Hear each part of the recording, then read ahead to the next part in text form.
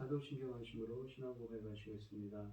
전능하사 천지를 만드신 하나님 아버지를 내가 믿사오며 그 외아들 우리 주 예수 그리스도를 믿사오니 이는 성령으로 잉태하사 동정녀 마리아에게 나시고 본디오 빌라도에게 고난을 받으사 십자가에 못 박혀 죽으시고 장사한 지 사흘 만에 죽은 자 가운데서 다시 살아나시며 하늘에 오르사 전능하신 하나님 우편에 앉아 계시다가 저리로서 산자와 죽은 자를 심판으로 오시리라.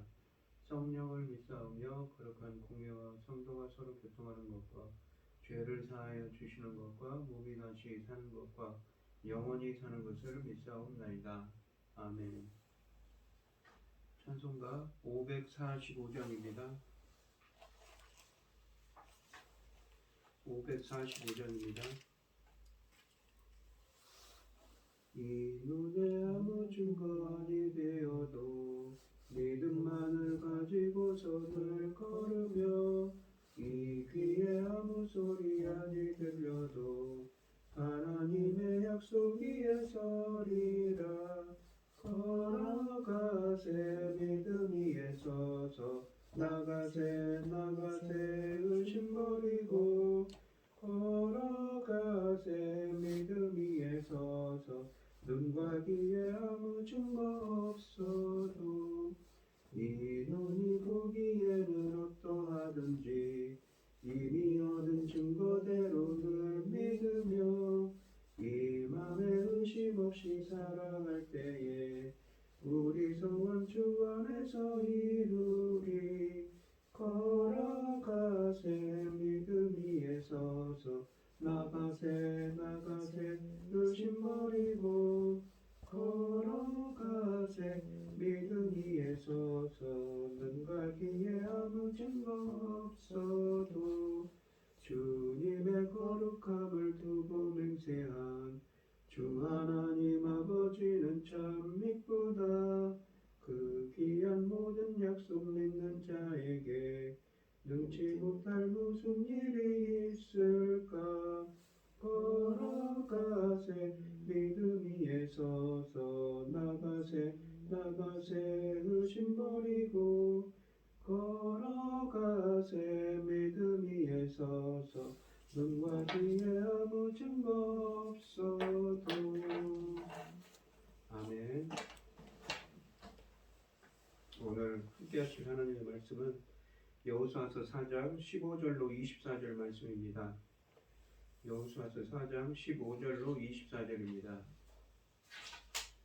교독을 하도록 하겠습니다. 제가 먼저 읽겠습니다. 여호와께서 여호수아에게 말씀하여 이르시되 증거궤를 맨 제사장들에게 명령하여 요단에서 올라오게 하라 하신지라. 여호수아가 제사장들에게 명령하여 이르기를 요단에서 올라오라 하매 여호와 언약궤를 맨 제사장들이 요단 가운데에서 나오며 그 발바닥으로 육지를 밟는 동시에 요단 물이 본 곳으로 도로 흘러서 전과 같이 언덕에 넘쳤더라. 첫째 달 10일에 백성이 요단에서 올라와 여리고 동쪽 경계 길갈에 진침해 여호수아가 요단에서 가져온 그 12돌을 길가에 세우고 이스라엘 자손들에게 말하여 이르되 후일에 너희의 자손들이 그들의 아버지에게 묻기를 이 돌들은 무슨 뜻이니까 하거든 너희는 너희의 자손들에게 알게 하여 이르기를 이스라엘 마른 땅을 받고 요단을 건넜습니다.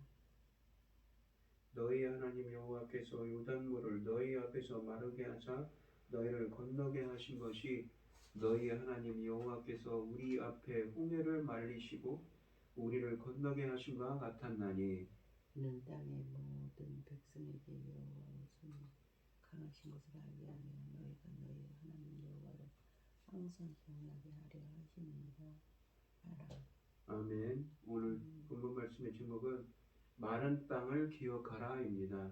이 요단을 건넌 이스라엘이 여리고 동편 길갈에 진을 칩니다. 여호수아는 12돌을 길갈에 세워 이스라엘 자손 대대로 하나님의 구원을 알고 경외하도록 했습니다. 이 본문은 온 이스라엘이 요단강을 건넌 일을 이 다른 각도에서 한 번 더 조명합니다.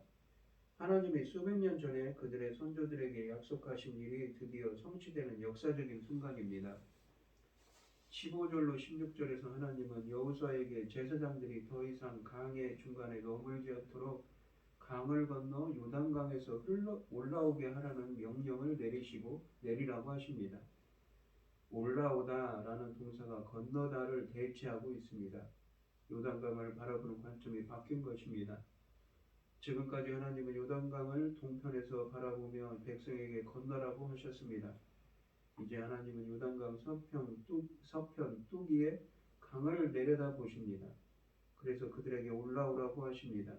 또한 올라오다는 이스라엘이 이집트를 떠나온 일을 연상케 하기에 충분한 표현이었습니다. 그렇다면 하나님이 제사장들에게 강에서 올라오라고 하시는 것은 이집트에서 올라온 것처럼 강에서 올라오라는 뜻을 지녔습니다. 17절에서 여호수아는 하나님의 명령을 제사장들에게 그대로 전합니다. 18절에서 여호수아의 명령에 따라 제사장들이 요단강을 건너 마른 땅에 발을 딛자마자 강이 다시 흘러 범람하기 시작했습니다.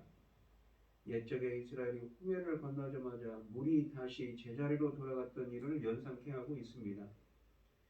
이처럼 본문에서 출애굽 사건을 연상케 하는 표현을 두 차례나 사용하는 것은 만일 가나안 입성이 출애굽의 절정이 아니라면 최소한 같은 수준에서 이 두 사건을 보아야 한다는 것을 강조하기 위해서입니다.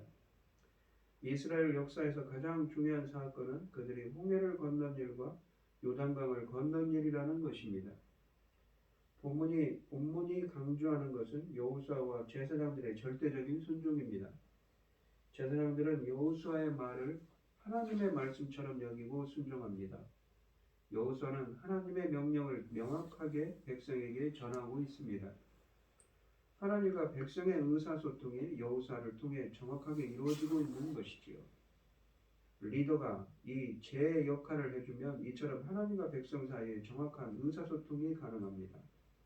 하나님과 백성 사이에 정확한 의사 전달 체계만 확립되면 주의 백성의 두려워할 일은 이 세상에 없을 것입니다.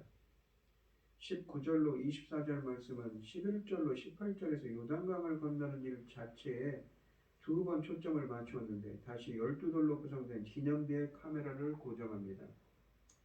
19절에서 이스라엘 백성이 요단강을 건넌 일은 첫째 달 10일에 있었던 일이라고 합니다.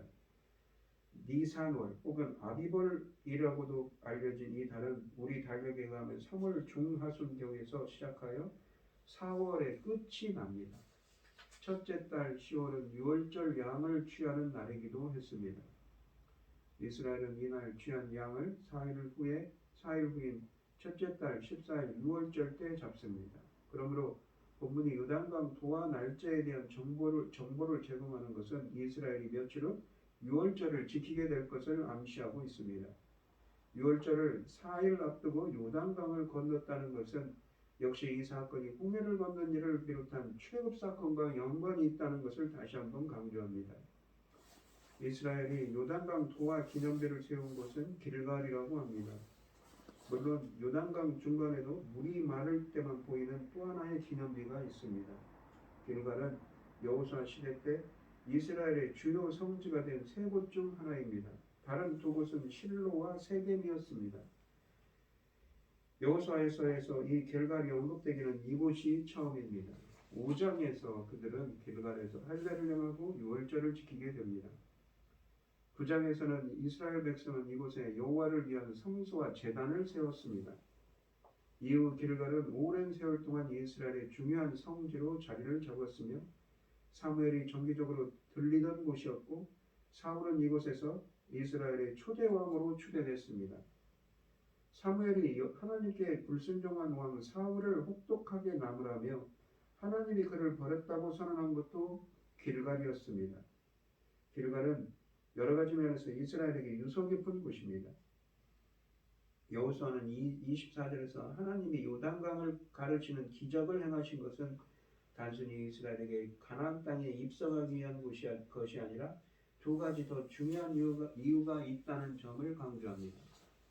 첫째, 요단강 기적은 온 세상 사람들이 여호와의 능력이 얼마나 위대한가를 알게 하는 사건이었습니다.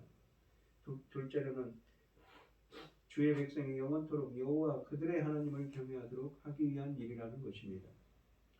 기적이 온 세상 사람들에게 여호와의 능력을 드러내는 목적을 지녔다는 것은 2장 10절로 11절의 라합의 고백과 이집트에 내리신 10번째 재앙의 목적을 회상케 합니다. 하나님이 성도들을 통해 베푸시는 기적의 목적도 이 두 가지를 포함합니다. 첫째는 하나님의 영광을 온 세상에 드러내기 위한 것이고, 둘째는 기적을 체험한 사람들이 더욱더 하나님을 경외하도록 하기 위해서입니다. 요단강을 건너는 것은 한 번 있었던 일이지만 본문은 이 사건을 3장과 4장을 통해 이처럼 여러 각도에서 조명합니다. 심지어는 잔소리로 느껴질 만큼 반복되는 것들이 많습니다. 본문에 이런 기법에는 중요한 신앙의 원리가 숨겨져 있습니다. 주의 백성이 하나님의 구원과 은혜를 체험하면 한 번 감사하기도 하고 그 일을 잊어서는 안 된다는 것입니다. 우리가 체험한 하나님의 은총은 두고두고 기념되어야 하는 것이지요. 또한 자녀들에게 우리가 체험한 하나님의 은혜에 대하여 간증하여 후손들도 대대로 여호와 하나님이 그들의 조상에게 내려주신 은총을 기념하고 감사하도록 해야 합니다. 이것이 우리가 말하는 신앙의 유산이지요. 과거에 베풀어 주신 하나님의 은총을 기념하는 것은 우리의 정체성을 정의하는 일에도 매우 중요한 역할을 합니다. 또한 과거에 체험한 하나님의 임재와 은총은 오늘과 내일이 우리에게 안겨주는 불안감을 해소하는 데도 결정적인 역할을 합니다. 오늘 본문 말씀을 보시면 이스라엘이 하나님의 능력을 알고 하나님을 경외하는 백성이 되기를 원하셨습니다. 출애굽 1세대는 홍해에서 하나님의 큰 능력을 경험하고도 불순종했습니다. 광야의 결핍, 가나안 대적에 대한 두려움 때문에 하나님의 큰 구원을 기억하지 못하고 엎드러졌습니다. 이제 하나님은 출애굽 2세대에게 다시 기회를 주셨습니다. 약속의 땅에서 조상의 전처를 밟지 않으려면 구원하시는 하나님의 능력을 잊지 말고 하나님의 다른 신이 없음을 알아야 합니다. 따라서 요단강에서 취한 12돌은 그들이 하나님을 경외하는 삶을 살 수 있도록 기억하게 하는 장치가 될 것입니다. 이 시간 우리들도 그동안 인도해 주시고 베풀어 주신 하나님의 은혜를 항상 기억하게 해달라고 기도하는 여러분들이 되시기를 바랍니다. 기도하겠습니다. 하나님 아버지 감사합니다. 오늘 본문에 있는 말씀처럼 저희들도 언제나 항상 영원히 그동안 베풀어 주신 하나님의 은혜를 하나님의 인도하심을 기억하고 기념하는 감사하는 저희들이 되게 하여 주시옵소서. 이 모든 말씀 거룩하신 예수님 이름으로 기도합니다. 아멘. 하늘에 계신 우리 아버지여, 이름이 거룩히 여김을 받으시오며 나라에 임하옵시며 뜻이 하늘에서 이룬 것 같이 땅에서도 이루어지이다. 오늘날 우리에게 일용할 양식을 주옵시고 우리가 우리에게 죄 지은 자를 사하여 준 것 같이 우리 죄를 사하여 주옵시고 우리를 시험에 들게 하지 마옵시고 다만 악에서 구하옵소서. 내게 나라와 권세와 영광이 아버지께 영원히 있사옵나이다. 아멘. 오늘 주신 말씀 가지고 기도할 때요, 우리가 하나님의 그동안 베풀어 주시고 인도해 주신 하나님의 은혜를 항상 언제나 감사하고 기억할 수 있도록 기념할 수 있는 우리가 되게 달라고 기도하시고, 어려움을 당하신 분들과 각자 기도정을 가지고 주여 삼층하시면서 통성으로 기도하도록 하겠습니다. 주여, 주여, 주여. 아버지 하나님 감사합니다. 오늘 하루도 하나님의 인도하심과 은혜를 감사하며 기념하고 기억하는 오늘 하루가 영원히 기억하는 우리가 되게 하여 주시옵소서. 감사합니다.